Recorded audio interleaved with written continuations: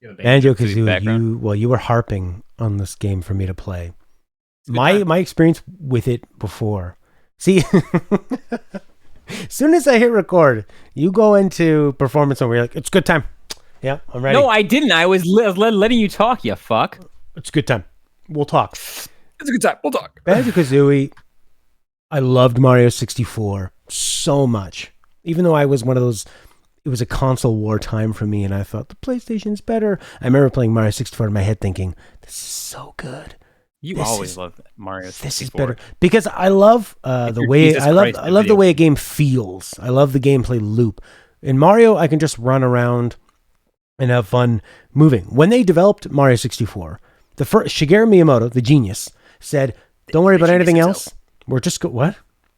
The genius himself, Shigeru. Oh, okay.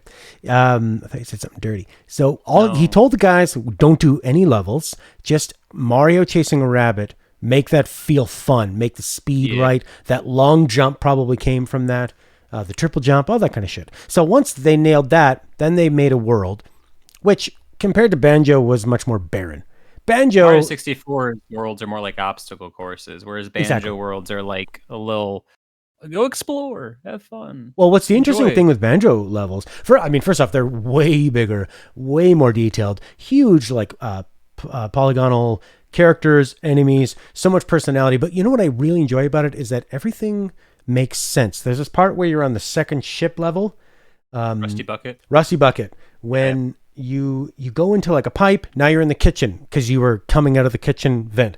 When you're trying to stop the propeller blades, you're like down in the engine room. The propeller blades are actually these moving, turning things that are, it's like an obstacle for you to go across, but they're actually turning the propeller. But it makes sense in the boat level. It's not just like some weird I think that stuff works and it doesn't work because you have those self-contained levels, and that stuff makes a lot of sense for Rusty Bucket and like Click Clock Woods later on to have self-contained stuff. But then like Mad Monster Mansion, I always get confused in my head because like there are some sequences where it's like, become a pumpkin and fall down the pipe, and then you enter like the piano room, and that stuff, while it seems cool because you got to explore to find it, like if you don't think to do it, you might just miss a whole thing. Like in Bubble Gloop, you have to become the crocodile and then go through the nostril of one of the other crocodile, and so that's where like maybe they could have used like some sort of, I don't know, indicator or something, because you kind of have to be a kid and in that kid like mindset of,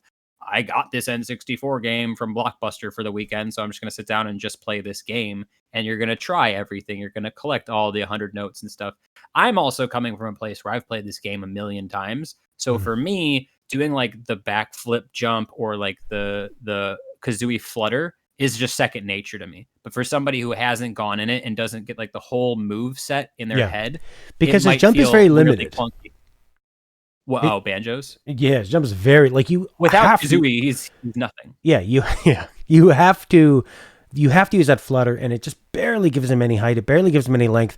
Doing the Z in the backflip jump is like not very high. So you have to know. Like I'm used to Mario, where it feels like I have a good sense of how far he can go, how high he can go. Mario is very fluid too. You can like stop on a dime and do a Z jump, whereas it's like in Banjo, if you want to do a backflip jump, you're like, oh, I can't be moving because I'm going to slide anyways. One of my favorite levels is Click Clock Wood, but I have that same thing you do, where the thing I like about it is that it's an evolving level with different seasons and like the music changes and all that stuff. But I don't like the verticality because if you fall while you're going for a nut, punishing. Yeah, so where like save states and other things like that really makes that stuff less annoying. All right, summer area. But I still enjoy it because I'm there for the adventure. My thing with all games, even modern games, is like if you can take a world and make it thematic and tied to one themed element, I will love it. That's like the reason I like Zelda so much. The reason I like Mario 64 so much is like I'm going into the water level and I'm going to play the water level and everything's going to be water themed. Like I love what's the level in Banjo where it's like Christmas Town? Freezy Peak? Yeah, you got like the polar bears and you need to find presents and you need to go up the Christmas tree and you got a big ass snowman. And so those like, and there's kind of a mini story of these bears. They're like little boy brothers, the sons, and their dad is out at some race. As like, and you have the woohoo race, and there's all those like really great sound effects. But it almost reminds me of oh shit, Spyro 2, Ripto's Rage, where instead of like, okay, Spyro, you're gonna run around these worlds and you're just gonna collect gems and collect dragon statues. In Spyro 2, it was very much like you're going to these worlds that have built-in problems and self-contained stories, and you will earn your jiggies, your puzzle pieces, whatever, by just completing those little missions. So Mm-hmm. like in Freeze Easy Peak, like, okay, if you do the race and then you get the kids back together with their dad, like it's its own self little contained thing. And once again, it's thematic. It's in like Christmas world, so I'm into it. What was your least or your most favorite? I'm just interested. I love Banjo, dude. It's so good. Banjo for me, I kept trying to put myself in the mind frame that I was in the 90s. And if a game came out like this, 1998, 1996, at that time, all I wanted was something like this, where it would be a big world for you to explore, because that was brand new. And they took that part, the exploration and the collection, and they just it's got so much personality, and they give you huge worlds comparably to any other 3D platformer out at that time. It was insane how big the worlds were and how much personality they had and how they all worked together. Yeah, the verticality. Like in the pirate level right away, it's like, well, you can fly now. You can just fly straight up the mountain, and you can even that's like, probably one of my favorite levels, because it's really bright. It's really fun. It's easy to know. Like, it was easy for me to remember where most of the things were. It was very simple. Like, you'd come up to an obstacle, a pirate, he's crying, he's lost something. Now you got to figure it out. It felt the most like Mario Odyssey to me, which is interesting that Mario ended up borrowing so much from Banjo for Mario Odyssey. Later on, it becomes very much like self-contained moons and little signature situations. The reason for Banjo that I like Banjo so much is that I have played it so many times and 100%ed it so many times that I'm in almost the speed run mentality where, like, okay, the first time you go and you play a Mario level, which I'm sure some people have done that because you had the 3D Mario All-Stars that came out. You're getting annoyed at the camera. This jump seems too far. But once you've gone through and you've played it a million times, you can, I already know I can long jump across these three platforms. I'm not worried about where the star is because I already know where the star is. It's the fun of getting there. And when you get to that level in Banjo-Kazooie and you have all the collectibles, so you have like the 5 jiggies, you have the 10, or the 5 Jinjos, you have the 10 jiggies, you have the 100 notes. If you already go in there and you know where all of them are at, generally speaking, you start to plot like a little route in your head. You know what all of the moves already do, so you know what's at your disposal. Right. It's like when you're typing on an on-screen keyboard, you have to control the cursor, and on your way to the H, you're already like, okay, the O is up there, and then the I. Yeah. Whereas if you're sitting there for the first time and you're going through it, and you're like, I don't understand how I get into the pirate ship, like that can just completely ruin an otherwise fun time. And also it's based in those late 90s things. So you're like looking for what texture looks like I can break it. Yeah, what looks like it's drawn on and what looks like it's an actual 3D something I could interact with. Why I was referring to the pirate level is cool because, like, very specifically, there is a jiggy at the top of the lighthouse, at the very top of the level, which you can fly up to and just get.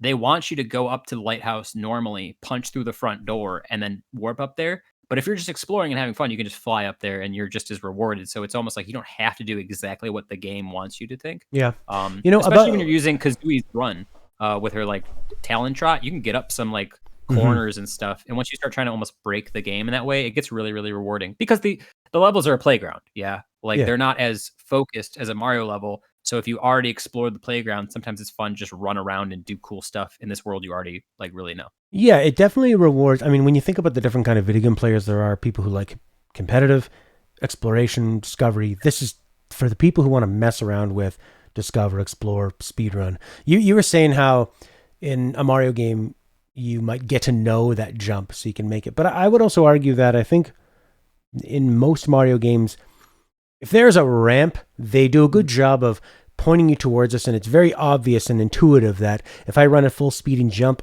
off of this ledge, I'm going to land safely. I'm going to be rewarded.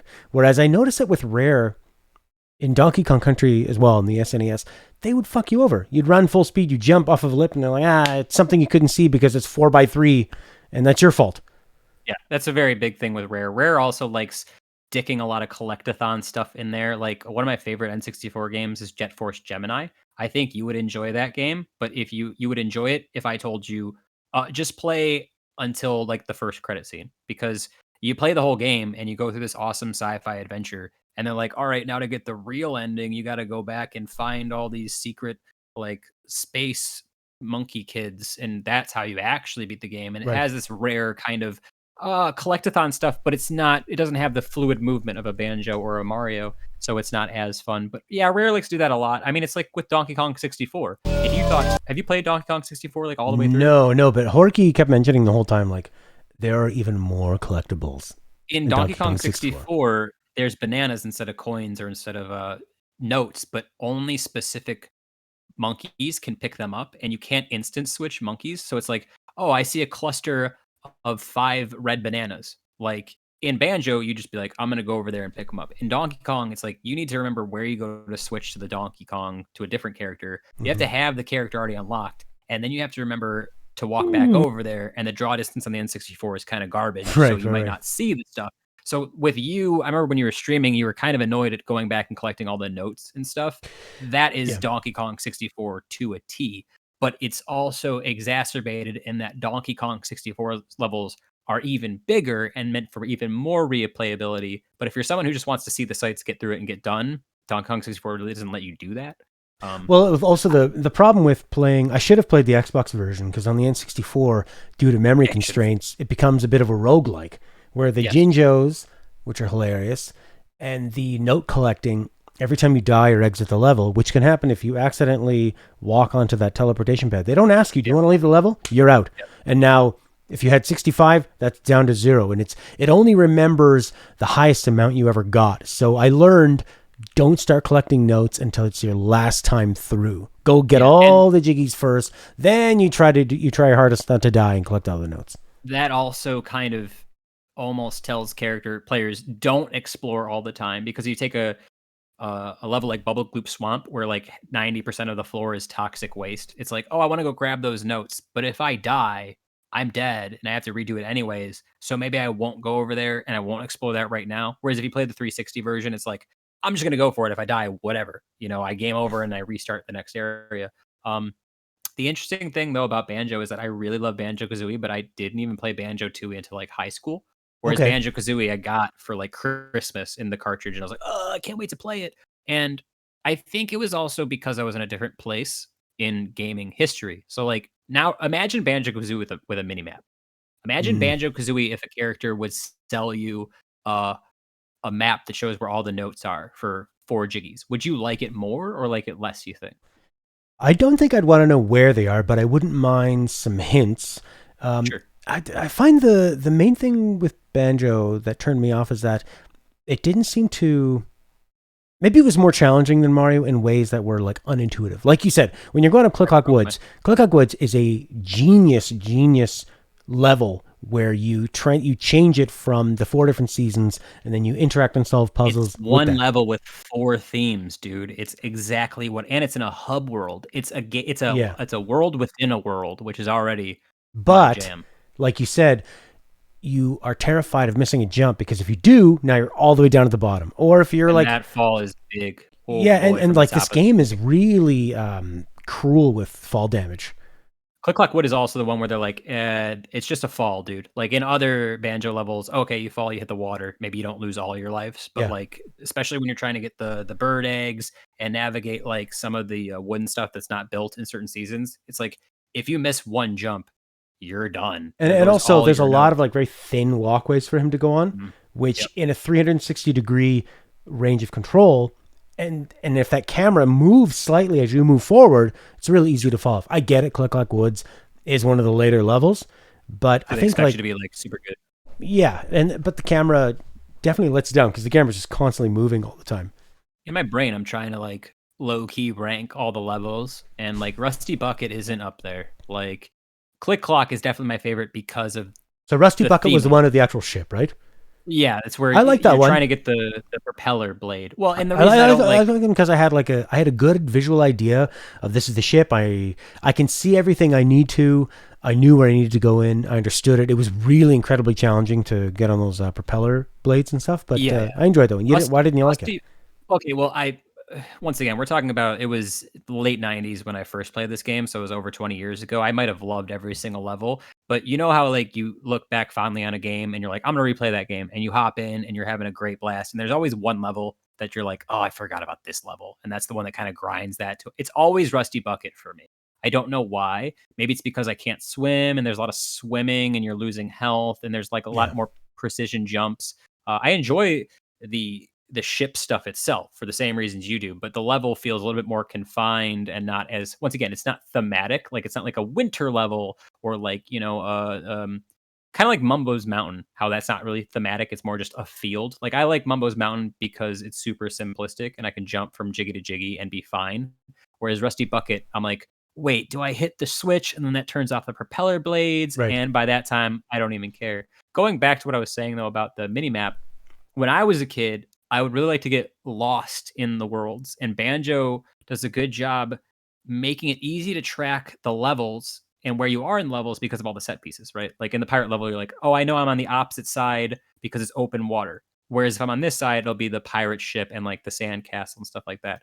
Like when I played Grand Theft Auto 3, I had a memory of Mm-hmm. where the streets lined up.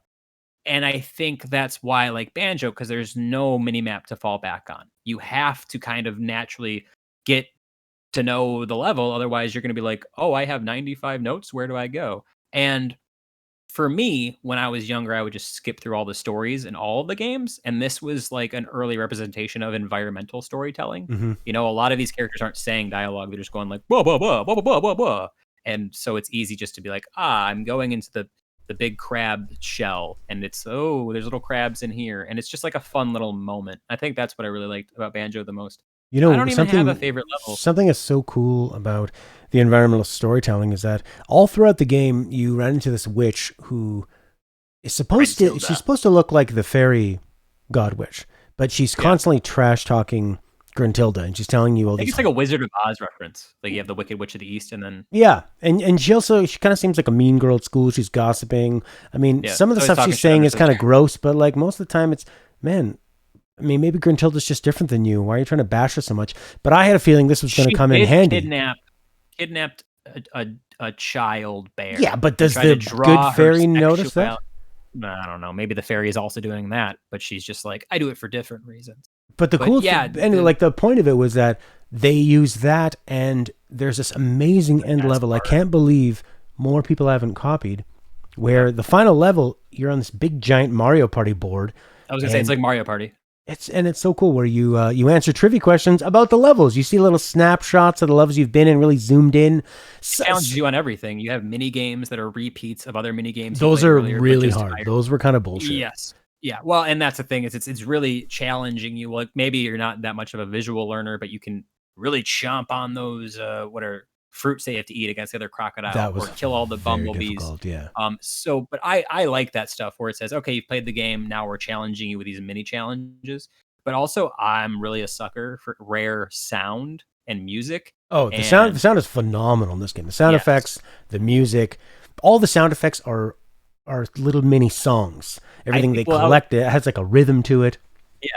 I think in one part at the end of your stream, when you streamed this, you said that you think you could take any song from any level and interchange them. Oh yeah.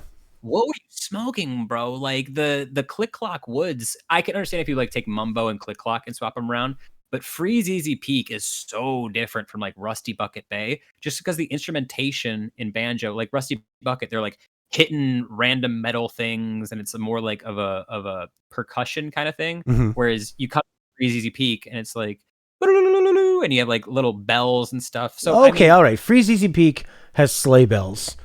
So say like you could swap like Mumbos and maybe Bubble Gloop and Rusty and make it, but like the thing. Okay, so that's 3 said out of the 6 levels. Look, Matt, you're picking apart my favorite game from my childhood, which it's not. Ocarina of Time, baby, all the way. But yeah, dude, I don't know. Banjo's just so good. I'm surprised I'm saying the music is great. And sure, Freeze Easy Peak is going to have sleigh bells, and probably the Haunted Mansion going to have some spooky sounds, but just like all the ones that are a fairly kind of average green something area, it's a cool song, but to me they sounded like a riff on the same kind of song. Have you ever played Luigi's Mansion? No. There is you'll have to play that. You have to play so many games, Matt, but there is a part in Luigi's Mansion where a character goes, I'm going to play something on the piano. What does it make you feel like when you hear this? Oh, and cool. They play Super Mario Brothers 3, the wind or the water level. And they immediately, you're like, they just ask you, what do you feel like? Earth, wind, or water? And you're, just picking. And that's the exact vibe I get from Banjo. But once again, maybe it's because I've played through this game so many times that as soon as I hear Freeze Easy Peak, I'm like, ah, yes, Snow World. Like I Sure. don't. Like I'm saying, sure, for ZZ Peak, you've got something to set it apart. But It was interesting that I went to Banjo-Tooie, the sequel, which in all regards is pretty much the same thing. Obviously, they add a bunch of features, like there's a first-person shooting area, and the levels are bigger, and there's different themes. But I didn't really. I feel like Banjo-Tooie was more open world-y. Like they were trying to get you to run around. The hub world was much, much, much bigger. Whereas in Banjo-Kazooie, it's like self-contained, just in Gruntilda's castle or whatever. still a Her pretty side of big the mountain. overworld. I mean, it's a hell of a lot bigger than Mario's Castle. But the rare charm didn't really work for me on Banjo-Tooie. Also didn't really work for me on Donkey Kong 64. Like, it's interesting the kind of because I'm somebody who likes the Ubisoft games. Like, you hate Ubisoft games, or at least you don't like their I don't like checklist the nature, Ubisoft single player handholdy games. I like their multiplayer games. which is interesting because for me, like, that's what Banjo-Kazooie's natural evolution is. Instead of collecting Sure. notes, you're collecting artifacts in Assassin's Creed or whatever. But when it gets so overwhelming and there's too many things, I think that's why I like Banjo, because it's self-contained. I know that if I leave that one world, it's like, okay, that's its own set. When you're doing that and spreading it across a giant map, which is not Banjo-Tooie, but what they started to move towards, that's where it kind of falls off for me. It's interesting that Rare has done so many different things and like only some of them click. But at the end of the day, they're good at making music, baby. Banjo-Kazooie music works for like lo-fi and chill moments when I can't think of a lo-fi song to listen to. Like sometimes I just pop on that soundtrack and I'm like, we vibing, baby. We in it. Yeah, because I mean, I find the music is it's kind of folksy. They quote a lot of sort of melodies you may have heard before. It they feels familiar. yeah, and it's like kind of like very Americana, even though it's probably a UK guy. I think it's Grant. Is it Grant Yeah, I don't know. Kirkhope? Yeah, and I have no clue. Yeah, Wise is the one who does all the cool ambient stuff in Donkey Kong Country. I Yeah, sit here and I talk about different developers and different publishers and who makes this. But when it comes to like N64 games, I'm like, Nintendo. They made that. Rare made that. I can say Shigeru Miyamoto. Like, I know who that is. But like, well, I mean, and this one, it feels like a Nintendo game, and Rare yeah. felt like they were the Nintendo boys for a long time, and then That's probably why they gave them the Donkey Kong license. Like, they're like, oh, we trust you with this. Go ahead. yeah, You and can do this. they did a great job with it. I mean, they definitely have a charm, and they have like a visual flair because they, Yes. I mean, Banjo-Kazooie is pretty impressive, but it also came out in a year, 1998, where Yeah, that was a banger. it was a huge year. So you're saying Ocarina of Time is your I don't favorite remember. Is game? Ocarina of 97? No, it's 1998. I'm gonna read you the list of 1998 video games that are notable. Go look up 2007, though. Ocarina of Time, Banger. 10 out of 10. Half-Life, Best game ever made. Yeah, banger. 10 out of 10. StarCraft. Banger. StarCraft 1? Yes. Okay. I was a StarCraft 1 Brood War kind of kid, but yes, Oh, banger. Brood 10 out War of is 10. so good. Metal Gear Solid. I could take it or leave it, but I recognize that it's one of the best games ever made. A very important game. Grim Fandango. Yeah.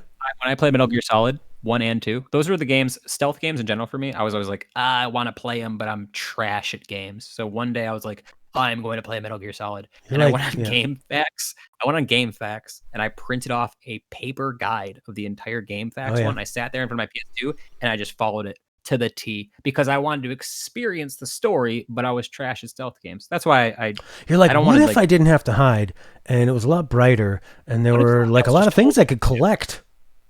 Yeah, and I was a bear, and there was also a bird in my backpack. And everything wasn't so damn serious. Okay, Grim Fandango, legendary adventure game. Resident Evil 2. Banger. Big banger. There's a 98 as well? Yes. Fallout 2. Okay. Whoa, banger. Xenogears. I wasn't really into Xenogears. I honestly never got into JRPG. Well, you played a lot of Final Fantasy when you were younger. Yeah, right? I like JRPGs. Xenogears I recently started up, and it's fairly interesting. Bro, this will make me look like a buffoon, but like the first JRPG I remember really like sitting down and like being like, oh, let's give this a go, was Blue Dragon on the 360. Because I was that's made by I think that's a Sakaguchi game, who is the guy who created the first from Final Fantasy 1 through 5 and 9. Okay, so I dabbled with like 6 on SNES. And I've played a lot of 6, and I like that. But like all of my JRPG No, I'm wrong. No, Blue Dragon was not Sakaguchi. Sorry. Who did Blue Dragon? Sega? Either way, it's not a great game. I'm not sitting here Uematsu. Oh no. Okay, no, I'm right. Yeah, Sakaguchi, Mr. Final Fantasy, Nobuo Uematsu, the Final Fantasy composer. This is For the it with his longest time, Mistwalker studio. I was just like standard. I like action. Grand Theft Auto open world games. And then when I was like 18 or 19, I got sucked up to go to an anime convention. And I was like, well, look at all these anime kids. And I didn't like anime. I still don't really love anime. But after hanging around you hang around people who like certain games and certain things, eventually you're going to be like, all right, let's give it a go. And so that's when I started to get into JRPGs. I really owe it to myself to go back. I've probably started every Final Fantasy known to man and been like, let's go, boys. And it doesn't work out. But anyways, keep going with the list of 98 games. Fallout Parasite 2. Eve. I hear it's good, but I don't know, whatever. It's Resident an Evil? interesting vibe. They were trying something Yeah, new. sure. Star Wars Rogue Squadron. What a one. That was a good one. I like Rogue Squadron 2 for GameCube more, but Yeah, GameCube also had a trilogy. this is pod racing now. Was that Star Wars pod racing for N64? Baldur's Gate. Baldur's Gate? Huge game. Yeah, 1998. Oh, I always go to Baldur's Gate Dark Alliance, which is the PS2 hack and slash that wasn't No, actually this is D&D. I guess this would be Baldur's the first Gate. one. Yeah. Tomb Which is Raider like more of a 3. CRPG. Okay. Oddworld Abe's Exodus. Tom Clancy's Rainbow Six. The original? What a banger, dude. Not, I didn't get into Rainbow Six. You're not a JRPG guy, but Suikoden 2. Suikoden. Mario Party, 1080 snowboarding, Pokemon Yellow, Spyro the Dragon.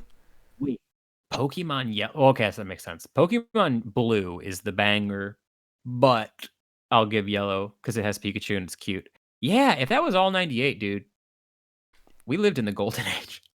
Yeah. I feel bad for kids nowadays who are like, I want to play Fortnite or Minecraft. I'm just kidding. As long as you're having fun. You know, it's so different because now there's games that are free. There's so much choice with games.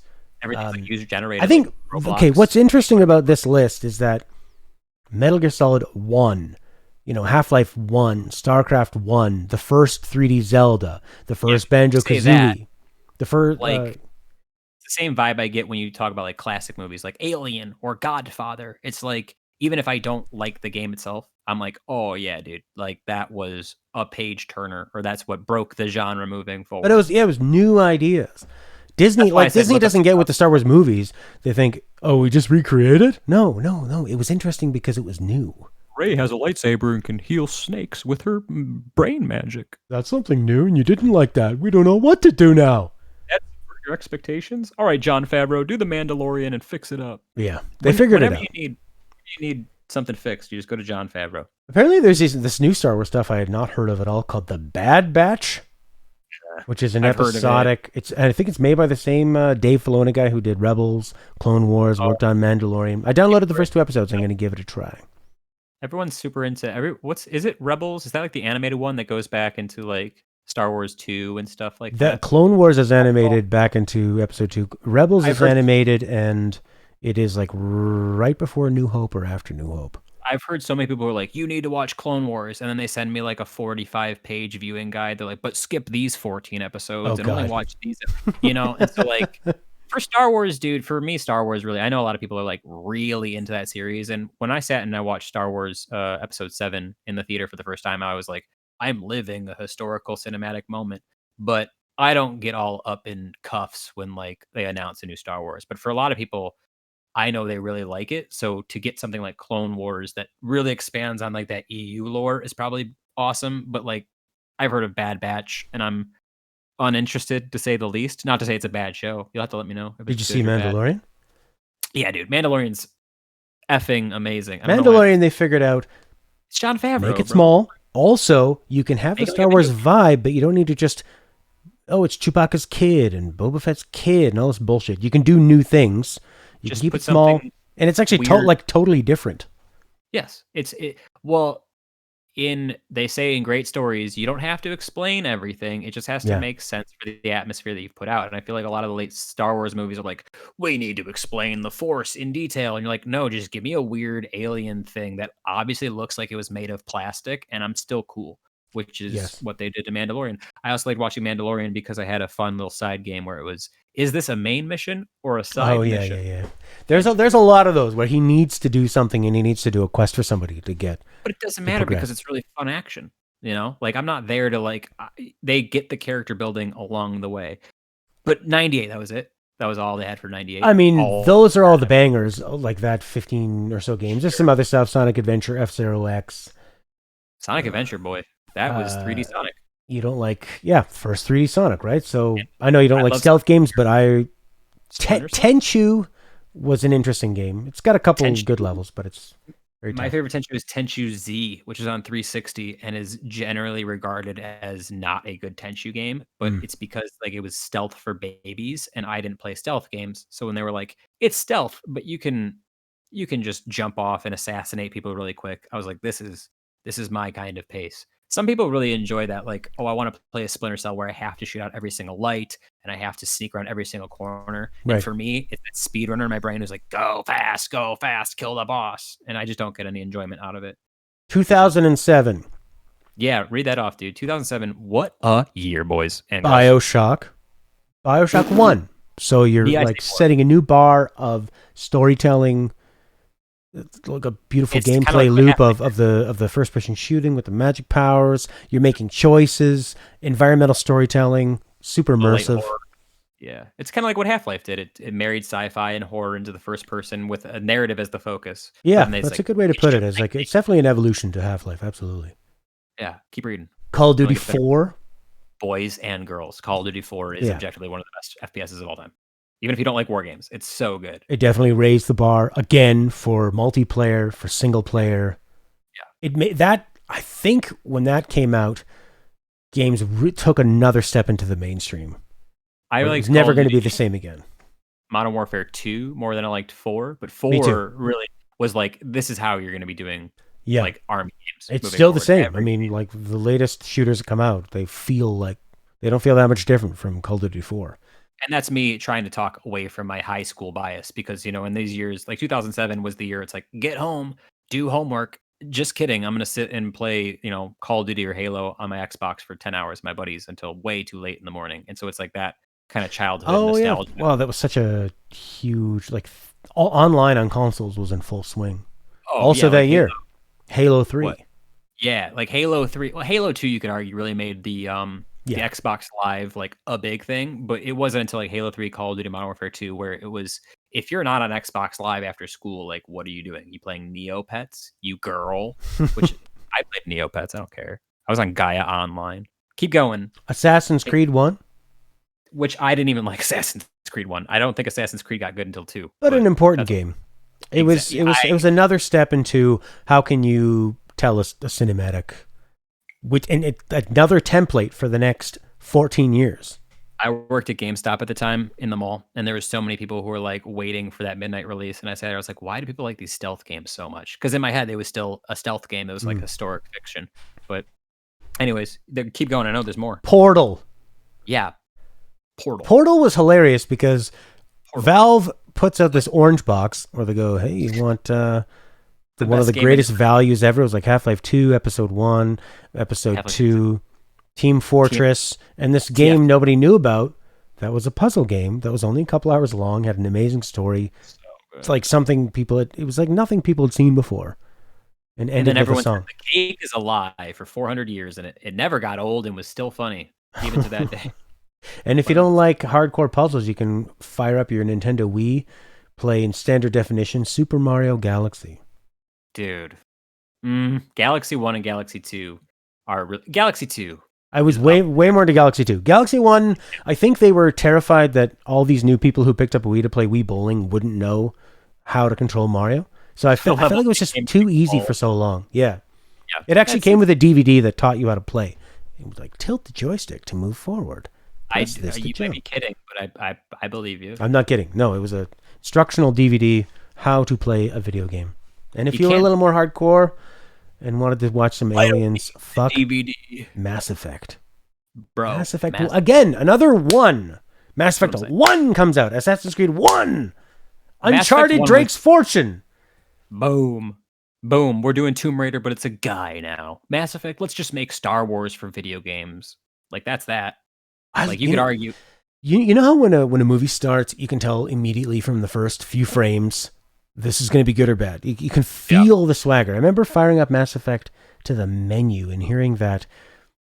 The orchestral, like the Peeps. Yeah, I can never remember what that theme is. It's like the Citadel theme, or it's some like that main Mass Effect theme, that really like sad, drawn out It's one. kind of muted too. Yeah, yeah. It's not like a big. It's not like an Avengers theme or something where No, it's like it's loud very in your face. slow. It's very kind of like melancholy and introspective.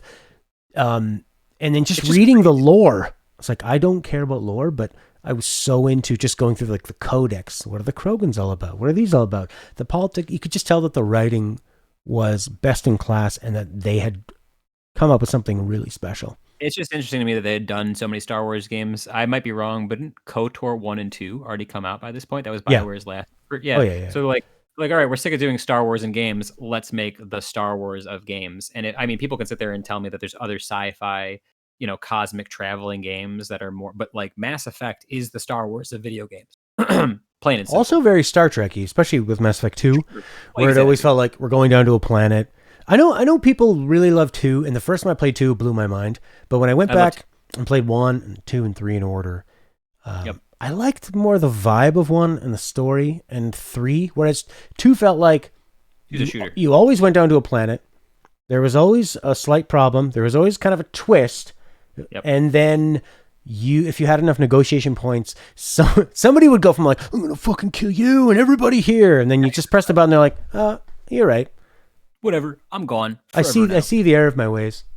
The Mass Effect 1 was also structured in an interesting way where it kind of got you in there, and I was like, all right, go wherever you want. Like you have your 4 main planets you have to know you have to hit, but you can do them in any order and it will still make sense narratively. Like there is not a best way to do it, but a way that makes the story make the most sense. But it really kind of just said, all right, go have fun. Like you're not tied to a very specific story, which made it feel like the big world, which is once again why it was interesting that KOTOR kind of did that and didn't hit as much with game. Not to say that KOTOR wasn't successful, like it definitely was, but Mass Effect is the one that really stuck. I mean, it was just fresh ideas, a lot of deep sci-fi in that, a lot of really cool alien races and shit, which is why I think Andromeda didn't do the best. Well, Andromeda was so disappointing because you thought you're going through a wormhole. Great, clean slate.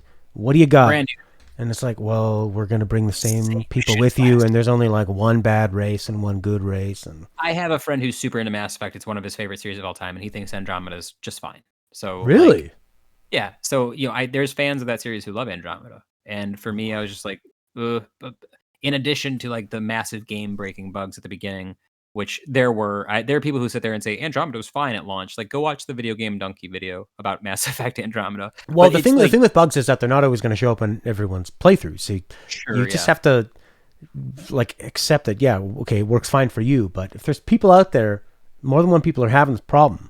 But even if it worked fine, like your point still stands. It's like the whole idea is that it's not Mass Effect 4, it's Mass Effect Andromeda, aka new galaxy, new places, and it's literally the same 5 alien races we've seen for all of the original trilogy. Like didn't they take a bunch of devs away from Mass Effect Andromeda? I think Jason Schreier, somebody from Kotaku, had a great expose saying EA forced them to use like the Frostbite engine or something, which is great for one map shooter where you want beautiful visuals and like quick movement, but not for a gigantic roaming strolling world. So they were fighting the engine the whole time.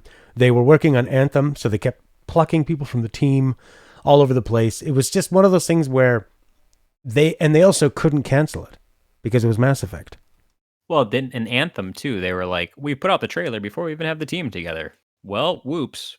I mean, I guess you could cancel that, but when they were trying to build it up as like the next big EA schlock fest, like you kind of have to follow through with that.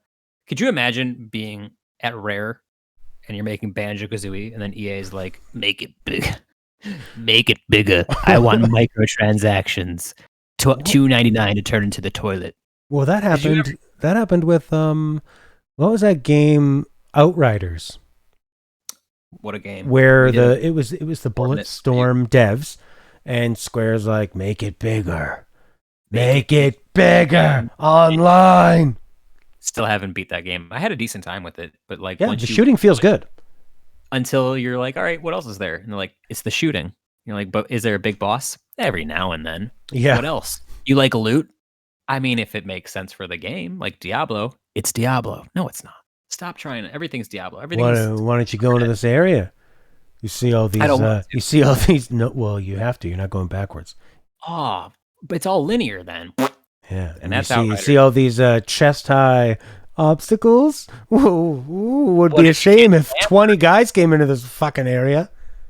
Hope you have a friend to play with who can revive you. Otherwise, you'll have to restart Yeah, the that's the thing checkpoint. with those games where you can play it single player, but on the I had it jacked up to the highest tendency, the level of Yeah, difficulty that they have, world level. and yeah, I got stuck a few times. I did Every really like the abilities; those were fun.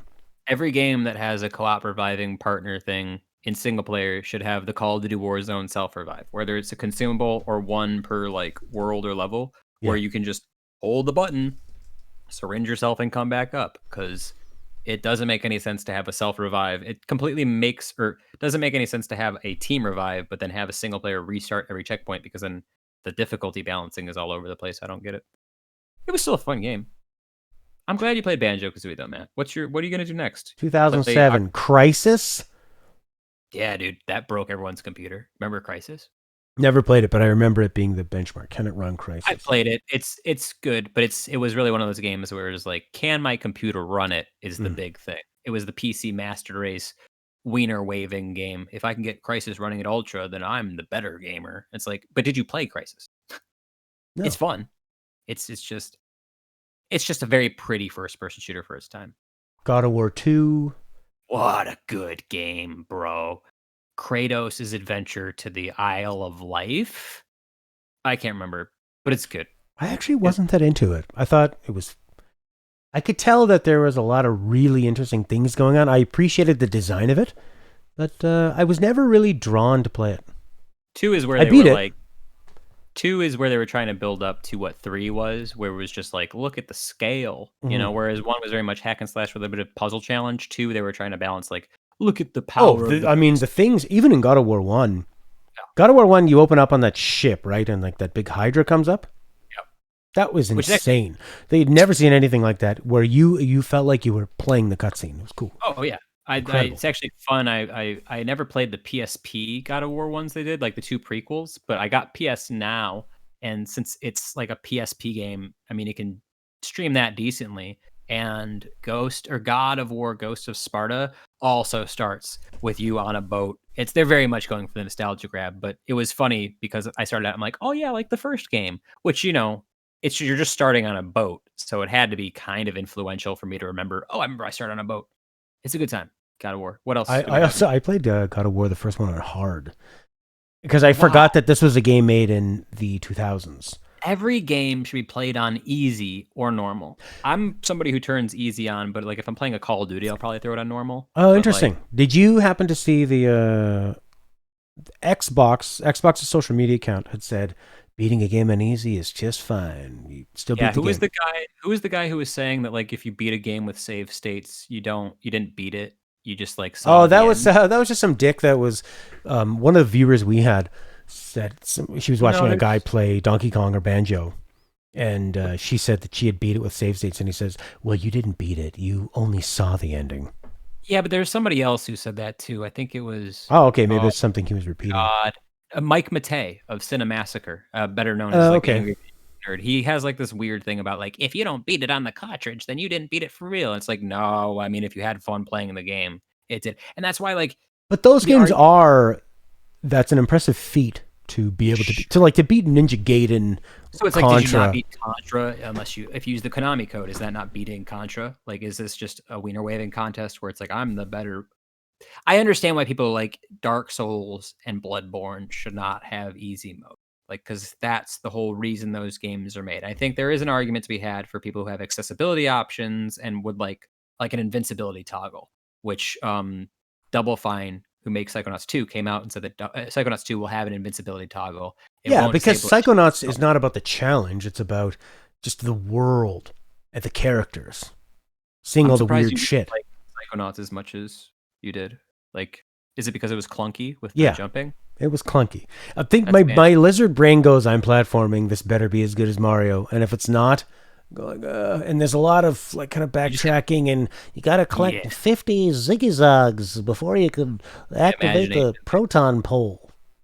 That's the stuff for Psychonauts that kind of falls off for me is like when you're running around the actual camp and you have to collect Yeah, like the the trading cards and stuff. But We're actually, I would like to play Psychonauts on super easy and I just want to see it. I think I'd rather just watch Psychonauts the movie. That's what I'm saying, dude. Is like a lot of people, they feel like they need to play games on hard or normal to like maintain their gamer cred. And like, I get it. Like some people like a challenge. Like I'll go back and I'll play. But for me, the first time I play a game, like if a game says like, sometimes it'll be like normal, this is the way the game was intended to be played, right? I'll always go with what they say for that. Like if they're like, this is the difficulty we had in the first, when we envisioned designing the game, I'm going to go for that. But if it gives me the option, and a lot of it is just a matter of, well, enemies are going to have 200% more health and hit you for more, I'm just going to go on easy, because no part of me now, 30 years plus gaming, is having a good time when I'm dying. Like I know I'm not going to, like unless it's an incredibly challenging game. Like Sekiro, I got close where I was like, I might put it away and not finish it. If I care enough about the game, I'm going to finish it. It sounds pompous as shit, but like I'm not a bad gamer. So I don't need to prove it to myself and make myself put more hours into a game to achieve the satisfaction of beating it on hard.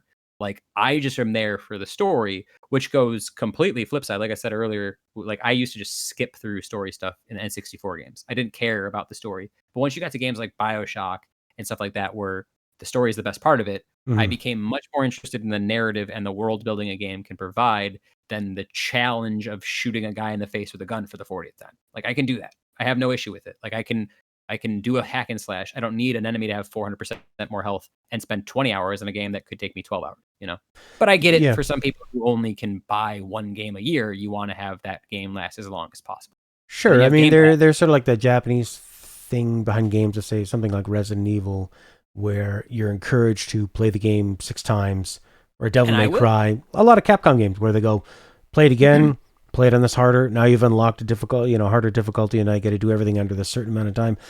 If I get the vibe that if I'm putting this on hard and all you're doing is the enemies have more damage, that's bullshit. And putting it on hard should mean they're smarter and they're going to use more. There's more maybe, or they're using better tactics, or more of them, or whatever. Like I should have to think more. If all I'm doing is having to hit them a few more times, that's usually what it is.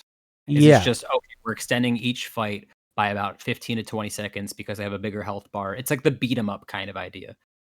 Like arcade style beat 'em ups. I like those because I'm just there hitting the button. It doesn't matter if I'm playing it on a home console, it doesn't matter how many times I die, I'm still going to get a free continue. So it's just like smashing it. If I were to play a beat 'em up on hard mode, all I'm doing is making myself die more. I'm not getting a different story. I'm not getting anything different. It's all just a linear experience. I'm there just to play and have fun. So, but some people are in it for the challenge. I get it. Well, there was a reviewer who had replied or quote tweeted that Xbox thing about they're putting out a feel good vibe of, hey, play it on easy. That's cool. That's Xbox's thing. I always say have fun, and that's cool. Even if I don't like a game, if you like a game and you have fun, that's the whole reason we do gaming. To be entertained. Okay. The point I was getting at is that this reviewer reviews for GamesBite. Cool. I don't know if that's reputable or whoever they are. Anyways, they said every game I review, I will play on easy and I will never change. Sure. What do you think about that? What do you think of a reviewer doing it on easy? Sure. I mean, unless the game is something that's like about the challenge, right? Like and there's also a difference between easy and very easy, where like if you play on very easy, you're not getting any of the challenge. You're not being encouraged to like work with the mechanics, right? Like say a game like Ratchet, if you play it on easy, you might be able to shoot everybody. Whereas if you play on normal, you have to switch between the weapons, you have to experiment and stuff like that. There is where I could see like the review, but at the end of the day, a reviewer is just one person. And so if this guy comes out and says, I'm playing every game on easy and I'll never change, then every single review he does, you should take that understanding that he plays it on easy. And so if he says the game is hard, then he's not good. Well, that's the thing is I think that's fine if you want to do that, but I think you're misleading people if you don't tell them that that you're playing an easy. If you're playing an easy or very easy, like you said, there's basically like a total baby mode with usually that they put in with very easy. But if you are if you're playing on super easy, you can see the story. You can see the visuals. You can comment on the music. You can comment on is it fun to mindlessly execute combos or shoot the enemies, but you can have zero opinion on the challenge of the game. And a lot of games are challenges a part of the equation. And I'm not just talking about fucking Dark Souls, but like okay, even something like Ratchet that I was playing, you're just it's designed for you to fail a few times and to restart, and there's going to be gauntlets where enemies are coming at you, but you can have zero opinion on whether the actual moment-to-moment gameplay loop is really all that fun because the challenge is a part of that fun. And that's where I come back to, like, when I play a game on easy, there's a difference for me when I'm playing a game for a review versus just playing for fun. Like when I'm going back and playing these old God of War previews, I'm just like easy because I'm just there to experience the game quickly. I don't want to spend a whole lot of time in the challenge.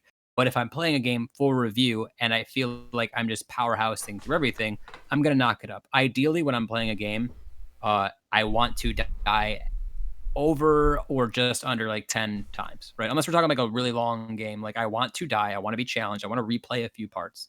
Yeah.